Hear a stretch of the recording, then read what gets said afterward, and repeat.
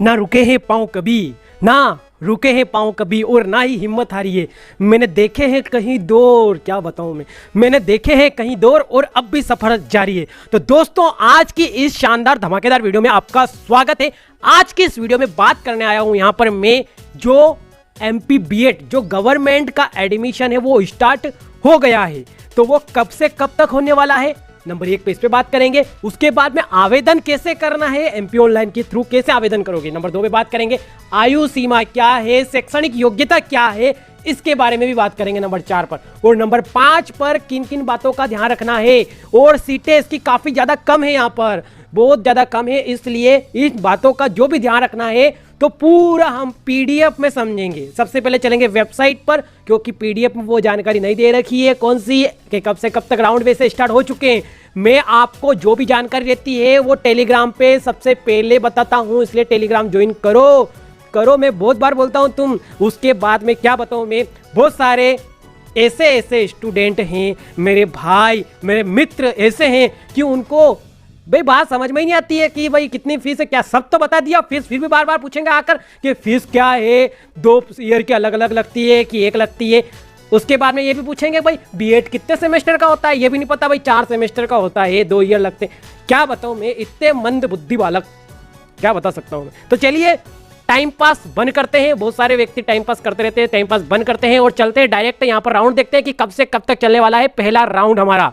तो दोस्तों हम आ गए हैं डायरेक्ट राज्य शिक्षक केंद्र की ऑफिशियल वेबसाइट की, जो कि Madhya Pradesh MP online government द्वारा यहाँ पर बनाई गई वेबसाइट है, जिसपे हम देखने वाले हैं यहाँ पर जो हमारे बीएड के एडमिशन है वो कब से स्टार्ट होंगे। तो आपको दिखाई दे रहा होगा ये बीएड काउंसलिंग, तो हमको सिंपल सी बात है, इस पर क्लिक करना पड़ेगा यहाँ पर। उसके बाद में हमको पता चलेगा कि कब से कब तक हमारा फर्स्ट राउंड चलने वाला है। तो इस पर सिंपल सी बात है, मैं क्लिक करता हूँ, जो इस पर स्टेप बता रहा हूँ ये ध्यान से फॉलो करिएगा, वरना फिर बाद में पश्चाताप होगा तुमको, फिर बोलोगे कि भाई हमको तो पता नहीं, वो नहीं फलाना ढिकना, तो इतनी बातें मैं सुनना नहीं चाहता हूँ। पहली बात तो ये, तो देखो काउंसलिंग अगर आप कुछ डाउनलोड करना चाहते हैं, जैसे कि ये 2022-23-24 की जो रूल बुक है, ये यहाँ से नियम पुस्तिका के थ्रू डाउनलोड कर सकते हैं। उसके बाद में ये प्रोसेस दे रखा है जो अप्रूवल लेटर का, यानी कि कब से कब तक एडमिशन होने वाला है।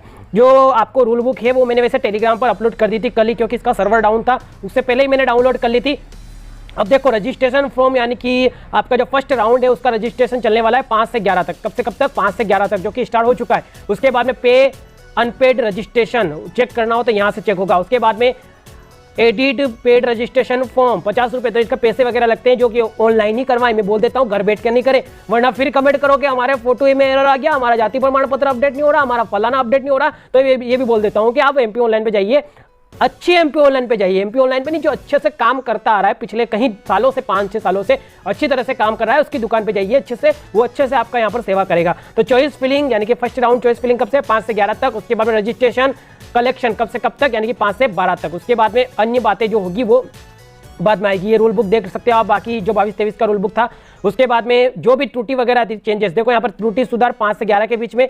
और प्रथम राउंड है तो संस्था का प्राथमिकता का चयन 5 से 11 में ही आपको चयन करना पड़ेगा। अब अगले पार्ट में बात करेंगे हम कि कौन कौन से संस्था है जहां पर हम गवर्नमेंट में एडमिशन ले सकते हैं। देखो प्रथम राउंड चयनित अभ्यर्थी को संस्था प्रवेश, यानी कि 15 जून से 19 जून तक वो संस्था में प्रवेश ले पाएंगे। उसके बाद में रिक्त सूची यहाँ पे बाद में दिखाई देगी। आप देख सकते हैं कौन कौन से कॉलेज में कितनी कितनी सीटें यहाँ पर दिखाई दी, मैंने पहले भी आपको बताई थी ये, वो कि वही सीटें हैं, अपडेट होकर आ गई हो, तो आप चेकआउट कर सकते हैं यहाँ पर। तो टोटल सीटें दे रखी है, कौन कौन से जिले से आप देख सकते हैं, जैसे पहला भोपाल से, फिर खंडवा से, फिर ये देवास वाला कॉलेज है। उसके बाद में बात करें छतरपुर का कॉलेज और जबलपुर का, तो इसके आसपास मतलब इसके डिस्ट्रिक्ट में जो, अगर आप जबलपुर से 2 है, देखो जबलपुर 1 और जबलपुर 2, अगर इनके आसपास हैं तो आप इनमें एडमिशन ले सकते हैं। ज़्यादा दूर है तो फिर आपके हिसाब से आप देख सकते हैं कि आपको लेना है या नहीं लेना है। यहाँ पर देखें गवर्नमेंट, और ये रीवा का कॉलेज है, ग्वालियर का ये वाला दिखाई दे रहा है आपको यहाँ पर। उसके बाद में उज्जैन का, तो ये कॉलेज है हमारे। टोटल इनकी सीटें भी देख सकते हैं इधर, टोटल सीटें, वैकेंसी कितनी है इसमें, तो टोटल सीट 135, 150 जितनी भी सीटें हैं सब दे रखी है यहाँ पर।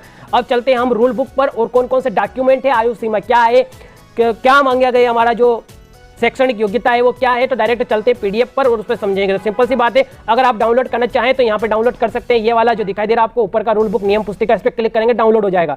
मैंने पहले से डाउनलोड कर रखा है तो मैं डायरेक्ट उस पर जाऊंगा, जब तक आप वीडियो को लाइक कर दीजिए। हाँ तो दोस्तों आप यहाँ पर देख पा रहे होंगे, आपको दिखाई दे रहा होगा ये रूल बुक बीएड जो कि 22-23 का रूल बुक है ये। तो इसको देखेंगे तो 2021 दिखाई दे रहा है, पुराना ही रूल बुक, बता दूं मैं पुराना ही रूल बुक है। इन्होंने वापस से इसको थोड़ा बहुत अपडेट करा है, पहला पेज तो पुराना ही दिखाई दे रहा है मेरे को। बाकी नीचे देखेंगे तो ये आप पढ़ लीजिएगा। मैं आपको काम की बात बताऊं, फालतू में आपका टाइम वेस्ट करने वाला नहीं हूं मैं यहाँ पर। और वीडियो को लाइक कर दीजिए, 50 लाइक का टारगेट रखते हैं, अगर 50 लाइक कर देते हो तो बीएड का जो सिलेबस रहता है मैं आपको वो बताऊंगा, साथ में और भी जानकारी सरकारी से मतलब गवर्नमेंट से प्राइवेट से रिलेटेड काफी जानकारी आपको मिलती रहेगी। इसलिए वीडियो का जो टारगेट है 50 लाइक तक भी होते हैं तो वो पूरा कीजिए आप, क्योंकि बहुत ज्यादा मेहनत लगती है इसमें वीडियो एडिटिंग वगैरह में, लेकिन आपको समझ में नहीं आता है। अब देखो यहाँ पर आगे ये सीटें दे रखी है, कौन कौन से यहाँ पर जो दे रखे हैं शहर के नाम भोपाल, सीहोर, विदिशा, रायसेन, राजगढ़, तो आप ये देख लीजिए रूल बुक में आसानी के साथ में आपको दिखाई भी दे रही होगी। अब मैं नीचे चलूंगा, डायरेक्ट दूसरा पॉइंट देखने वाला हूँ। तो देखो प्रवेश हेतु पात्रता क्या दे रखी है, इन महाविद्यालय में बीएड पाठ्यक्रम में प्रवेश हेतु शासकीय सेवारत सभी वर्ग के शिक्षक व्याख्यात पात्र होंगे, यानी कि शिक्षक भी पात्र है इसमें, जो शासकीय सेवा निवृत्त है, जो पहले से सेवा दे रहे हैं शासकीय स्कूलों में या फिर कुछ शासकीय काम में, तो उनको भी यहाँ पर इसमें 50% तो उनके लिए, बाकी जो बचे हुए हैं जो विद्यार्थी जो अलग से उनके लिए 50% जिलेवार आवंटित स्थान रिक्त स्थान रहने पर, यानी कि जो शासकीय, देखो इसका पॉइंट का पूरा बता देता हूँ यहाँ तक, जो शासकीय वर्ग के हैं, जैसे कि मान लो कि सीटें खाली रह जाती है तो फिर क्या होगा, जो गैर शासकीय गैर विभागीय अभ्यर्थी सीट आवंटित की जाएगी, यानी कि जो गैर विभागीय अभ्यर्थी यानी कि बचे कुछ विद्यार्थी जो शासकीय सेवा निवृत्त नहीं है वो इसमें अपनी सीटें ले पाएंगे। तो ये तो उनका ही काम है, आपको तो यहाँ पर रजिस्ट्रेशन करना है, तो ध्यान रखें। विभागीय अभ्यर्थी के लिए बीएड पाठ्यक्रम का सत्र प्रारंभ होने के वर्ष के दिनांक 1 जुलाई को अधिकतम आयु 50 वर्ष है उससे कम होनी चाहिए, तो आयु सीमा का भी ध्यान रखें, 50 से कम होनी चाहिए। पता चला कि आप बुढ़े हो गए 65-50 साल के, 50 साल का, हाँ वैसे हो जाते हैं बुढ़े 50 साल के। आगे बढ़ते हैं, वैसे घर पे तो अभी भी बोल देते हैं कि आधा बूढ़ा। चलो आगे देखते हैं, गैर विभागीय अभ्यर्थी हेतु शासकीय शिक्षा महाविद्यालय में बीएड प्रवेश हेतु मध्य प्रदेश के मूल निवासी अभ्यर्थी ही पात्र होंगे। लाइन को ध्यान से देखो, शासकीय शिक्षा भी महाविद्यालय में बीएड प्रवेश हेतु मध्य प्रदेश के मूल निवासी मध्य प्रदेश के मूल निवासी ही पात्र होंगे। गैर विभागीय अभ्यर्थी प्रवेश में किसी महाविद्यालय में प्रवेश लेने हेतु स्वतंत्र रहेंगे, किसी भी में ले सकते हैं। इस हेतु प्रवेश प्रक्रिया में अभ्यर्थी को महाविद्यालय का चयन एवं प्राथमिकता निर्धारित करना होगी, इसलिए अपने अनुसार जो आपको लेना है उसमें प्राथमिकता निर्धारित करें। आप कौन से भी जिले में लेना चाहते हो ले सकते हो, लेकिन प्राथमिकता आपको उसी में देनी है जिसमें आपको लेना है। यहाँ पर तो विज्ञान शिक्षा संस्था जबलपुर बीएड विज्ञान प्रवेश हेतु केवल विज्ञान स्नातक अभ्यर्थी पात्र होंगे, तो जबलपुर में जो विज्ञान से रिलेटेड उसमें विज्ञान के पात्र होंगे। प्रवेश हेतु शैक्षणिक अर्हता, यानी कि देखो राष्ट्रीय अध्यापक शिक्षा परिषद मानदंड अनुसार प्रवेश स्नातक अथवा स्नातक डिग्री के कम से कम 50% अंक पाने वाले अभ्यर्थी। इसके अतिरिक्त अगर आप विज्ञान से, गणित से यानी कि इंजीनियरिंग तकनीकी से है तो 55%। उसके बाद में ओबीसी, देखो जाति, देखो अनुसूचित जाति यानी कि एसटी, उसके बाद जनजाति एसटी एससी ओबीसी की न्यूनतम शैक्षणिक अर्हता में 5% की छूट रहेगी, उनको 5% की छूट मिल जाएगी यहाँ पर बोले तो। आगे देखेंगे, विद्यार्थी अभ्यर्थी के लिए बीएड पाठ्यक्रम का सत्र प्रारंभ होने के वर्ष के दिनांक 1 जुलाई को अधिकतम आयु 50 वर्ष से कम होनी चाहिए, तो वो की वही बात वापस से रिपीट की गई यहाँ पर। आगे देखेंगे, आवेदन प्रक्रिया, प्रवेश के इच्छुक सभी विद्यार्थी को एमपी ऑनलाइन के माध्यम से करवाना है। पंजीयन वगैरह के बारे में हम बात कर चुके हैं तो इसको हम अभी स्किप करते हैं, आगे बढ़ते हैं। पंजीयन के बाद में देखो यहाँ पर कौन कौन से दस्तावेज है वो भी देख लीजिए। आवश्यक दस्तावेज देखो 10वीं 12वीं स्नातक अंक सूची ये अपलोड करना है तो ये ले जानी है आपको साथ में। उसके बाद में नीचे भी देखा जाति प्रमाण पत्र, आयु प्रमाण पत्र, मूल निवासी प्रमाण पत्र एमपी पोर्टल पर अपलोड करने होंगे।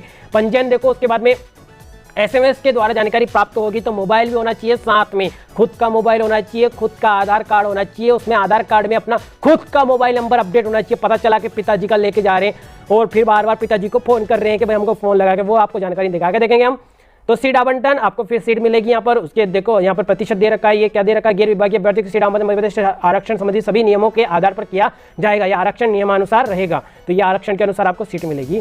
क्रिमिनल को छोड़ के आप पढ़ सकते हैं, वैसे पूरी है यहाँ पर। देखो क्या क्या दे रखा, आरक्षण नियमानुसार है, सैनिक अगर सैनिक है तो 3%, स्वतंत्रता संग्राम सैनिक, ये जो भी जानकारी है अगर आप इससे रिलेटेड करते हैं, वैसे बहुत सारे इससे रिलेटेड नहीं करेंगे तो ये अलग से जानकारी। देखो महाविद्यालय प्रवेश प्रक्रिया किस आधार पर होगी वो देख लेते हैं। देखो यहाँ पर क्या दे रखा है, सीट आवंटन के आधार पर एमपी ऑनलाइन द्वारा अभ्यर्थी ऑनलाइन अलॉटमेंट लेटर जारी किया जाएगा, पोर्टल पर दर्ज किए गए मोबाइल नंबर पर एसएमएस के माध्यम से इस संबंध में सूचित किया जाएगा। तो यानी कि आपको कॉलेज मिल जाएगा तो आपको अलॉटमेंट लेटर मिलेगा, तो आपको मैसेज आ जाएगा। कॉलेज से नहीं आता है तो आप चेक करिएगा अपने अनुसार, वैसे मैं आपको जानकारी वगैरह अपडेट कर दूंगा, तो टेलीग्राम पर सबसे पहले करूंगा, बोल देता हूँ, या फिर कम्युनिटी पोस्ट पर तो करता ही हूँ वैसे में। अब देखिए महाविद्यालय प्रवेश की प्रक्रिया देख सकते हैं यहाँ पर, अवधि प्रदर्शित की जाएगी जिसमें अभ्यर्थी आमंत्रण महाविद्यालय प्रवेश लेना अनिवार्य होगा, एक अवधि के अंतर्गत उसमें आपको प्रवेश लेना होगा। महाविद्यालय को आमंत्रित अभ्यर्थी के एमपी ऑनलाइन पर उपलब्ध कराई जाएगी, उन्हें प्रदान किया आईडी एवं पासपोर्ट के आधार पर उक्त सूची प्रदान की जाएगी, तो आपका आईडी पासपोर्ट के आधार पर आपको आईडी और पासपोर्ट दी जाएगी, उसके आधार पर आप एडमिशन ले पाएंगे यहाँ पर। और जो भी जानकारी आप पढ़ सकते हैं, शुल्क दे रखी है, देखो शुल्क की शासकीय शिक्षा महाविद्यालय के प्रवेश उपरांत राज्य शासन द्वारा निर्धारित शुल्क एवं संबंधित विद्यालय समस्त शुल्क देय होंगे। विभागीय अभ्यर्थी द्वारा प्रवेश प्राप्त करने के उपरांत पाठ्यक्रम अवधि पूर्व परीक्षण छोड़ने पर प्रशिक्षण अवधि में हुए वेतन भुगतान एवं प्रशिक्षण पाठ्यक्रम निर्धारित शुल्क राशि संबंधित महाविद्यालय में जमा करनी होगी। तो ये आपकी शुल्क से उपलब्ध आ गया यहाँ पर। ये देखो मैंने पीडीएफ आपको पहले से अपलोड कर दिया। चलो मैं चलता हूँ कैमरे पे, वहां पे देता हूँ बाकी की जो भी आपकी बातें हैं वो। आई होप कि इतना सब बताने के बाद आपको सारी बातें पल्ले पड़ गई होगी, समझ में आ गई होगी। मैं अभी बीएड से रिलेटेड वगैरह सिलेबस वगैरह आपके लिए लाने वाला हूँ।